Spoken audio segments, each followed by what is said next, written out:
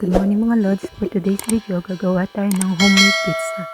Bali pagsasama-samahin lang natin ang lahat ng ating ingredients sa ating stand mixer, which is listed na po sa ating screen. Then i-rest natin ang ating dough for 30 minutes.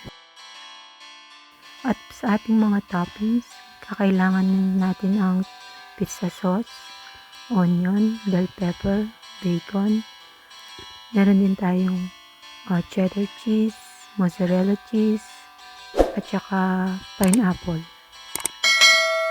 Mas maraming onion at saka bell pepper, mas masarap. At mas mabango, pampabango din po kasi yung bell pepper at saka onion.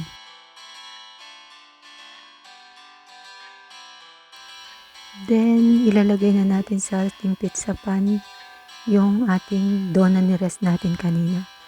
Tapos, tusok-tusukin lang po sa tinidor. Then, ilalagay na natin ang ating pizza sauce. Spread lang po natin yan, ang ating pizza sauce.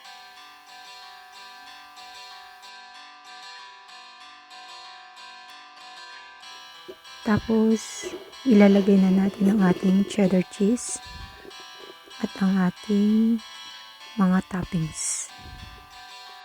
At kung umabot ka sa part na to mga soy, lods, sabihin niyo po kung anong lugar kayo, Bangka Nita, abulyawan na kayo kay susunod kong video.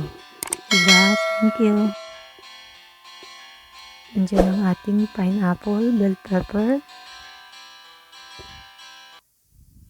Mas maraming cheese, mas masarap. Lods, at saka bell pepper at saka onion. Mas mabango siya. Tapos lalagyan natin ang ating pineapple at bacon. Yung ating onion. Kahit anong pong gulay na gusto niyo ilagay. Pwede mushroom, pwede spinach. Depende po sa inyo kung ano yung prepared nyo. Tapos ilalagay din natin yung ating final na cheese, which is ang ating mozzarella cheese. Damihan nyo yung mozzarella cheese para mas masarap lalo.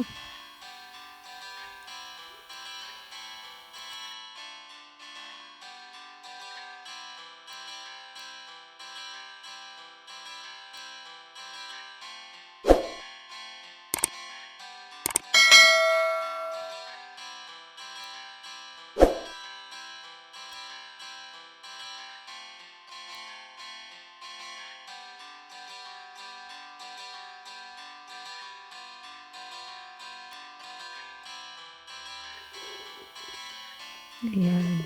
Lagyan natin maraming mozzarella cheese. Tapos, lalagyan ulit natin ng ating mga toppings, which is ang pineapple and bacon. Then, i-bake na natin sa ating preheated oven for another 30 minutes. Ang temperature po natin ay 390 degrees Celsius. Then, after ng ilang minuto, may kita na po yung tsura niya. Maluluto na siya. Malapit na siyang maluto niyan mga lods. Okay na kanyan yan, soy. After 30 minutes, luto na ang ating homemade pizza. Manyaman. Masarap sa kape. Manyaman niya pong turno kayong kape. Merienda na po.